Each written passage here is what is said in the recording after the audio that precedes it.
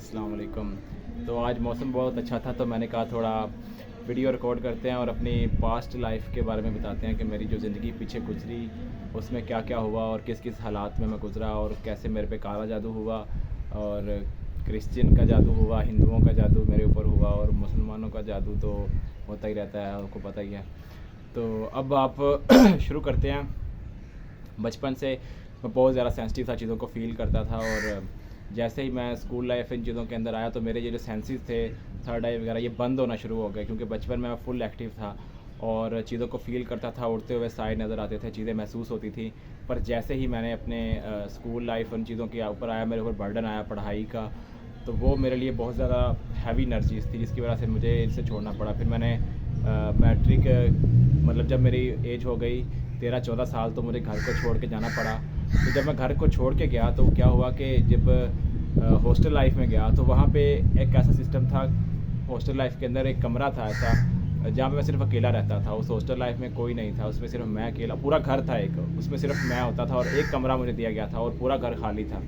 तो उसके अंदर जो एनर्जीज़ थी वो बहुत ही ज़्यादा हैवी थी, नेगेटिव थी, तो वो मेरे ऊपर बहुत ज़्यादा अटैक करती थी और ये मेरा तय था रूहानी तौर पे वहाँ पे जाना, क्योंकि वहाँ की जो एनर्जीज़ थी उन्होंने मुझे स्ट्रॉन्ग करना था। तो मैंने उनके ऊपर पढ़ाई शुरू की, पढ़ाई और नमाज वगैरह शुरू की वहाँ पे पढ़ना। और तब मुझे पता नहीं था, पर मैं स्पिरिचुअली तौर पे मुझे पता था कि जब मैं अल्लाह ताला से कनेक्ट होता हूँ तो मुझे सुकून मिलता है और मुझे चीज़ें जो हैं वो ये कम होती हैं। तो आहिस्ता आहिस्ता मैंने ये चीज़ को समझा और उनको साफ़ किया, ऊपर उठाया और वो एंटिटीज़ भी मेरे साथ जुड़ गई। वो छोटे छोटे बोने थे जो आग वाले होते हैं वो थे और एक चुड़ैल थी और भी थी चीज़ें थी। तो फिर मैं लाहौर चला गया अपनी इंटर के लिए और एफएससी वहाँ से मैंने की और प्री इंजीनियरिंग में एफएससी करने के बाद मैं यूनिवर्सिटी लाहौर गर्दन यूनिवर्सिटी में सॉफ्टवेयर इंजीनियरिंग में दाखिला ले लिया। तो वो जो टाइम था मेरे लिए एफएससी का, वो बिल्कुल डार्क में गुजरा लाहौर में जब नया नया गया, क्योंकि वहाँ की जो एंटिटीज़ थी इलाके की वो बहुत ज़्यादा नेगेटिव थी। मेरी सारी एनर्जी डाउन हो गई और मुझे वहाँ पे बहुत मुश्किल बैलेंस बनाना पड़ा, क्योंकि मैं जहाँ भी लाइफ में जा रहा था मेरी हर्डल्स बढ़ती जा रही थी, मेरे ऊपर वज़न बढ़ता जा रहा था इन एनर्जीज़ का जो मेरे पीछे थी। फिर मेरी स्पिरिचुअल अवेकनिंग शुरू हो गई जब मैं यूनिवर्सिटी लाइफ के अंदर गया। तब मेरी अवेकनिंग ऐसे हुई कि मैंने मुराकबे की वीडियोस देखी तो मैंने मेडिटेशन करना शुरू किया। जैसे ही मैंने मेडिटेशन शुरू की तो मेरे अंदर क्या हुआ, वो सारे चक्रास लाइन होकर एनर्जी ऊपर चढ़ना शुरू हो गई सिर्फ एक दफ़ा ही करने से। और मुझे रात को एस्ट्रल प्रोजेक्शन खुद ब खुद होने लग पड़ी, मेरी बॉडी फैल जाती थी इन्फिनिट होके और मैं डिफरेंट जगहों पे घूम रहा होता था। तो मुझे खुद समझ नहीं आती थी कि मेरे साथ हो क्या रहा है, ये क्या चीज़ें हो रही हैं। तो फिर ऐसा ऐसा मैंने इसको स्टडी किया जाना और उस टाइम के अंदर मैं थीस्ट भी हो गया था। मैंने इस्लाम रिलीजन को एज अ छोड़ दिया था क्योंकि मेरे ऊपर जो बिलीफ सिस्टम थे इस्लाम के वो काफ़ी ज़्यादा हैवी हो चुके थे। फिर मैंने इस्लाम को छोड़ा, क्रिश्चियनिटी को स्टडी किया, क्रिश्चियनिटी को छोड़ा, हिंदुज़म को स्टडी किया, हिंदुज़म को छोड़ा। फिर मैं सबको स्टडी करके फिर मैं वापस इस्लाम के अंदर आया, क्योंकि मुझे पता था कि इस्लाम की जो एनर्जीज़ हैं जहाँ से मेरी शुरुआत हुई है, अगर मैं उनको छोड़ दूँगा तो वो जो एनर्जीज़ है वही मुझे बैलेंस कर सकती है, क्योंकि यहाँ पे कोर अजानें होती है, हर तरफ अल्लाह का नाम होता है। अगर अल्लाह की एनर्जी हर तरफ मौजूद है और अल्लाह ताला के ही ज़िक्र और नाम इस इलाके में फैले हुए हैं और लोग पढ़ाई करते हैं, तो उसको पुल करना मेरे लिए आसान है। अगर मैं हिंदुओं में होता तो शायद मैं वहाँ पे वैसा होता, अगर मैं क्रिश्चियनिटी के अंदर होता तो वहाँ पे मैं वैसा होता, और इस्लाम के अंदर वो सारी चीज़ें वही हैं। तो इसलिए अल्लाह ताला का सिस्टम सारा मौजूद है, वो चीज़ें हैं और उनकी एनर्जी का सिस्टम अलग है, हिंदुओं का सिस्टम एनर्जी का अलग है। और मैं नहीं कहता कि हिंदू गलत है, क्रिश्चियन गलत है, मैं सब चीज़ों को रास्ते मानता हूँ खुदा तक जाने के, और जो चीज़ें रोकती हैं वो सब गलत है। चाहे वो इस्लाम के अंदर ही कोई चीज़ है खुदा तक जाने से आपको रोकती है, वो सब गलत है, क्योंकि असल मकसद वहाँ तक जाना है और उस वननेस का एहसास करना है कि हम सब एक हैं, बाहर और अंदर एक है। तो उस चीज़ को पाना ही सबसे बड़ी हकीकत है। तो ऐसे ही जब आप फिर मेरी एक क्रिश्चियन औरत थी, उसके साथ थोड़ा रिलेशनशिप शुरू हुआ, क्योंकि वो स्पिरिचुअलिटी की लाइन के ऊपर थी और इनका जो मोटिव था दुनिया को बदलने का, चेंज करने का, तो उनकी वीडियोस मेरे सामने आई और मैंने उनसे रब्ता किया। तो हमने एक दूसरे में इंटरेस्ट लेना शुरू किया। तो जैसे जैसे हमने एक दूसरे को जाना तो मुझे नहीं पता था कि उनके साथ डार्क एंटिटीज़ और जो प्लान कर रही है वो बहुत ज़्यादा नेगेटिव प्लान था, क्योंकि वो बाहर से तो पॉजिटिव दिखा रही थी पर उनको पीछे से कंट्रोल किया जा रहा था नेगेटिव ब्लैक मैजिक से। तो उनको हिंदुओं का ब्लैक मैजिक भी आता था, क्रिश्चियनिटी का ब्लैक मैजिक तो उनके पीछे पीढ़ियों से चलता आ रहा था। और रही सही कसर जो मेरे भाई की शादी थी, वहाँ पे जो मेरे रिश्तेदार थे, उन्होंने काला जादू किया मेरे घर के ऊपर और उन चीज़ों के ऊपर, ताकि हमारे घर का माहौल ख़राब हो। तो वो भी अटैक मेरे ऊपर हो गया। ऊपर से हिंदुओं की एनर्जी का अटैक भी मेरे ऊपर हो गया, और क्रिश्चियनिटी का भी, क्योंकि मैंने जब उनसे शादी की तो 1 महीने के अंदर मुझे सब पता चल गया था कि ये ब्लैक मैजिक को यूज़ करती हैं और डार्क एंटिटीज़ इनके साथ हैं। और तब मैं इतना स्पिरिचुअली तौर पे नहीं था, क्योंकि मुझे मैनिपुलेट किया जा रहा था और मेरी मैनिपुलेशन बहुत ज़्यादा हो रही थी। तो आवाज़ बहुत तेज़ हो रही है। तो जैसे ही मेरी मैनिपुलेशन ज़्यादा होना शुरू हो गई तो मुझे पता चल गया कि यहाँ पे ब्लैक मैजिक का इस्तेमाल हो रहा है और ब्लैक मैजिक की एनर्जीज़ को यूज़ किया जा रहा है। तो मैंने उनको छोड़ दिया और डिवोर्स अपनी कर ली। और जैसे मैंने डिवोर्स की तो मैं बहुत ज़्यादा टूट चुका था, और वो एनर्जी तभी भी मेरे साथ थी। उन्होंने मुझ पर फुल चार्ज करके वो एनर्जी हिंदुओं की वो काली की एनर्जी थी, और शिवा जो है उसकी कॉन्शियसनेस थी, उनकी एनर्जीज़ थी, और वो सबसे बड़ी थी और बहुत पुरानी थी। तकरीबन हज़ारों साल पुरानी थी वो एनर्जीज़। उनकी एज और जो उम्र है वो इतनी देर उस डायमेंशन से आई हुई थी, और वो बहुत हैवी थी। उन्होंने मुझे डिप्रेशन की आखिरी स्टेज तक लेके गई, और उन्होंने मेरी यूनिवर्सिटी छुड़वा दी, क्योंकि मैं काबिल नहीं था अपने मेंटली तौर पे यूनिवर्सिटी को करने, क्योंकि मेरा आखिरी सेमेस्टर चल रहा था और मैंने सारी ज़िंदगी उसकी इतनी फ़ीस पे की, इतनी मेहनत की, मुझे वो सब छोड़ना पड़ा। और जब मैंने भाग के शादी की तो घर वालों ने भी मुझे निकाल दिए, क्योंकि मैंने सब छोड़ दिया था। तो घर वालों से भी कट ऑफ, सबसे कट ऑफ, किसी का मतलब मैं नहीं रहा। फिर मैंने बाहर अकेले में काम काज करना शुरू कर दिया।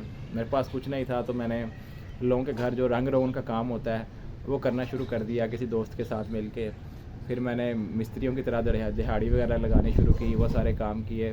बाहर सड़कों पे सोना, फुटपाथ पे सोना, और मैं सोता नहीं था, मैं बस रात को बैठ जाता था मेडिटेशन के अंदर, और वैसे ही रात गुजर जाती थी। सुबह और उठ के मैं अपने काम काज पे चला जाता था।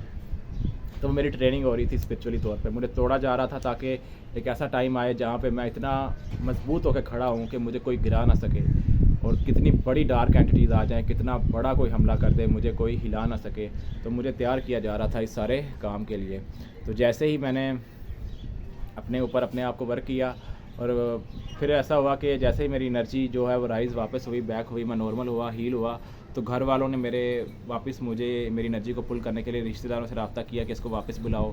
तो रिश्तेदारों ने मुझसे रब्ता करके घर वालों ने मुझे वापस लेके आए, और वापस घर आके मैंने दोबारा सॉफ्टवेयर इंजीनियरिंग की जो चीज़ें मुझे आती थी, मैंने ऑनलाइन अर्निंग शुरू की है। 2024 की बात है, और काफ़ी अच्छी मैंने अर्निंग की। 2 साल फोटोमैथ की एक कंपनी है अमेरिका के अंदर, अब क्लोज़ हो गई है, और वहाँ से मैं काम करता था। अमेरिका के अंदर थी वो, और मैं यहाँ बैठ के इसका काम करता था। तो वहाँ से मैंने मतलब अपने आप को स्टेबल किया फाइनेंशियली तौर पे, और थोड़ा सा अपने आप को बैलेंस किया। फिर एक टाइम ऐसा आया कि मुझे फुल ऑन स्पिरिचुअलिटी में जाना पड़ा, तो मुझे मुराकबा, ज़िक्र, मुराकबा, तराटक फुल ऑन करना पड़ा अपनी एनर्जी को फुल बैलेंस करने के लिए। तो मैंने ये सारी चीज़ों को अपनी ज़िंदगी में वापस लेके आया, और सारे फिज़िकल के काम छोड़ दिए, क्योंकि मैंने ट्रस्ट किया डिवाइन के ऊपर कि मेरा जो ज़रिया माश है वो ख़ुद वो पूरा करेगा। मुझे उसके रास्ते पे चलना है, आँखें बंद करके। जो मेरे रास्ते में आएगा, गिरने लगा था, तो जो मेरे रास्ते में आएगा, जो चीज़ें आएंगी, मैं उनको अपने साथ मिलाता जाऊंगा, चाहे वो लोग होंगे, चाहे वो कुछ भी होगा, चाहे पैसा आए, चाहे कुछ भी ना आए। मेरा मकसद जो है वो नीयत मेरी पॉजिटिव है, और जो ऊपर मेरी एनर्जीज मेरे साथ हैं वो बहुत ज़्यादा पॉजिटिव और वननेस के हैं। उनके अंदर कोई ऐसी मिलावट नहीं है, कुछ ऐसा नहीं है, और वो दूसरों को खुशियों और दूसरों को बैलेंस शेयर करना चाहती हैं, ताकि जो आने वाली दुनिया है उसके अंदर ज़्यादा से ज़्यादा लोग हिस्सा बन सकें। वो मेरी मदद करती हैं, उनकी मदद होती है, मैं आपकी मदद करता हूँ, वो मेरी मदद होती है। तो जो इंसान किसी को कुछ देता है वो सब कुछ हर चीज़ में फैलता है। तो ऐसे ही ये सारी स्टोरी थी, और वो जो एंटिटीज़ थी उनके ऊपर मैंने काम किया, उनको हील किया। शिव की कॉन्शियसनेस, काली की कॉन्शियसनेस जो हिंदुओं की थी, और क्रिश्चियनिटी के काफ़ी ज़्यादा डार्क चीज़ें थी, पर वो इतनी पावरफुल नहीं थी। जो दूसरे हिंदुओं वाले थे उन्होंने उन्हें भगा दिया। फिर मैंने अपनी मुसलमानों की, जो मेरे अबाव अजदाद थे, वो मुसलमानों की एनर्जीज़ थी, मैंने उनको मुसलमानों को एक्टिव करके उनको स्ट्रॉन्ग किया। तो मैंने मुसलमानों के ज़िक्र वज़कार काफ़ी मतलब किए। तो उससे जो मेरे अबाव अजदाद की एनर्जीज़ जो उन्होंने हासिल की थी अपनी ज़िंदगी के अंदर, वो सारी मुझे मिलना शुरू हो गई। तो अब जब भी कोई अल्लाह का नाम होता है या कुछ चीज़ आसपास होती है, तो वो एनर्जी मुझे चार्ज मिलता है। कोई भी अल्लाह का नाम ले, कोई बात करे, तो मुझे ऐसा लगता है जैसे मुझे एनर्जी मिल रही है। तो वो एक सोर्स का कनेक्शन होता है आपसे, आपकी मोहब्बत होती है अल्लाह ताला की ज़ात से। और ये बड़ा कम्प्लेक्स सिस्टम है, ऊपर जो खुदाओं का सिस्टम है, आप इसको समझोगे नहीं, क्योंकि अंदर जो खुदा है उसको जानोगे तो बाहर का सिस्टम समझ पाओगे, नहीं तो आप शिरक कर लोगे। आपको मैं कुछ भी बताऊंगा, आप शिरक कर लोगे, क्योंकि शिरक तभी होता है जब हम बाहर को सच मान लेते हैं और अंदर झूठ मान लेते हैं, और हमारा सारा ध्यान बाहर चला जाता है। तो बाहर की दुनिया ही तो शिरक है। जब आप अपने अंदर खुद को जान लोगे कि बाहर जो है वो मैं, मेरे अंदर ही है सब कुछ, तो ही आप इस चीज़ से परे जा सकोगे। इसीलिए आपको मेरी जो बातें सुनी है आप इसको एज अ नोट साइड पे रख लें, इन पे बिलीव नहीं करना। जब आपका एक टाइम आएगा, सर्टन टाइम आएगा, जब आप चीज़ों को जानोगे तब आप इस चीज़ों को समझ पाओगे। तो इसी तरह ये सारी ये मेरी स्टोरी थी, मैंने आपको शेयर की मेरी ज़िंदगी में क्या क्या हुआ। मेरी शादी हुई, डाइवोर्स हुई और बहुत सारी चीज़ें हुई। अब मेरी उम्र तकरीबन 27 साल है और 14 अगस्त को मैंने 28 साल का होना है। तो मेरे जो साइकिल हैं 7 ईयर के 4 हो जाएंगे मुकम्मल, और मेरी एनर्जी भी काफ़ी ज़्यादा स्ट्रॉन्ग वापस आ रही है, और मेरे आबाओ अजदाद की एनर्जीज़ भी काफ़ी अच्छी बैलेंस हो रही हैं आहिस्ता आहिस्ता। और बाकी जो मैंने हिंदुओं की और इनकी एनर्जीज़ की अपने साथ रख ली हैं, इनको बैलेंस करके क्रिश्चियनिटी की एनर्जीज़ जो हैं वो भी हैं मेरे पास। उसके बाद मुसलमानों की भी एनर्जीज़ है मेरे पास। तो मेरे से सब मोहब्बत करते हैं, मुझसे कोई नफ़रत नहीं करता। कोई डार्क एंटिटी आए तो मैं उसे मारता नहीं हूँ, मैं उससे भी मोहब्बत में सही करके ऊपर उठाने की कोशिश करता हूँ और पोर्टल ओपन करता हूँ जिससे वो साफ़ हो सके। तो इसलिए मैं कभी किसी एंटिटी से मुकाबला करते हुए उससे नफ़रत नहीं करता, लड़ाई नहीं करता। और क्योंकि मेरे साथ जो एनर्जीज़ हैं वो बहुत ज़्यादा बड़े दिल वाली और मोहब्बत वाली हैं, वो किसी एंटिटी को भी नुकसान पहुँचे, तकलीफ़ पहुँचे तो उनको दर्द होता है, तो इंसान तो फिर बहुत आगे की चीज़ रह जाती है। तो इसी तरह जो आमलीन होते हैं, मारते हैं, कोड़े मारते हैं अपनी एनर्जी लेवल पे उनको, और पीटते हैं और फिर भगाते हैं, वैसा काम मैं नहीं करता। और वैसे कोई स्ट्रॉन्ग एनर्जी आ जाए तो ये जो हिंदुओं वाले हैं इनको एक्टिव करके मैं भेज देता हूँ, फिर जो ये इनका हाल करते हैं वो ऑटोमेटिकली वो सेट कर देते हैं कि एनर्जी को। तो मैंने इनको बांधा नहीं हुआ, ये अपनी मर्ज़ी से आज भी जा सकते हैं, ये सारे क्रिश्चियन वाले भी जा सकते हैं, हिंदुओं वाले भी जा सकते हैं, और मुसलमानों के तो नहीं जाएंगे क्योंकि वो मेरा कुल का सिस्टम है। मेरी जो आबाओ अजदाद की DNA है उसके अंदर सिस्टम है। तो मुसलमानों की एनर्जीज़ तो नहीं छोड़ेंगी मुझे, क्योंकि वो मेरे साथ हैं और वो मेरा अल्लाह ताला से मोहब्बत है, प्यार है। तो इसीलिए बाकी भगवानों का रूप होता है, पर जो अल्लाह ताला का कोई रूप नहीं होता, वही तो मेरे लिए अंदर मेरी रिफ़्लेक्शन है अल्लाह ताला, कि वो मेरे अंदर की ही रिफ़्लेक्शन है, वो नूर है। और उसका ना तो कोई नाम है, ना कोई रूप है, ना कोई उसका, बस वो है और नहीं है, इससे परे है। तो जो परे है वही अल्लाह है।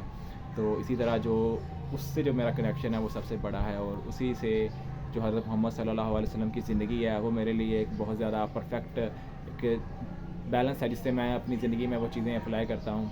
हज़रत अली रज़ी अल्लाह तआला अन्हा उनकी चीज़ों को, और भी बहुत सारे बड़े बड़े जो लोग गुज़रे हैं उनकी गलतियों से, जो नेगेटिव लोग हैं उनकी गलतियों से, वो भी मेरे टीचर हैं। जैसे शैतान जो है वो भी टीचर है, वो फ़िरौन जो है वो भी टीचर है, क्योंकि वो नेगेटिविटी में जो उन्होंने गलतियाँ की, वो गलतियाँ अपने अंदर हम सुधारें ताकि हम समझ पाएँ कि वो क्या करते थे और हम क्या करते थे। तो ये सारी चीज़ें मैंने आपको शेयर की, ये मेरी लाइफ़ स्टोरी थी। और पीछे का मौसम जो है वो बादल आए हुए हैं, मैंने कहा यहाँ पे वीडियो बनाते हैं तो मज़ा आएगा लोगों को देखने में, और अच्छी एनर्जीज़ घूम रही हैं आसपास। और जैसे मैं वीडियो बनाना शुरू करता हूँ सारी जानवर चीज़ें और ये हवा शांत हो जाती है। क्योंकि शायद वो मेरी बात को सुनना चाहते हैं, नहीं तो ये इतनी तेज़ हवा चल रही थी, मैंने वीडियो शुरू की तो ये बैलेंस होना शुरू हो गई, अब काफ़ी ज़्यादा बैलेंस है।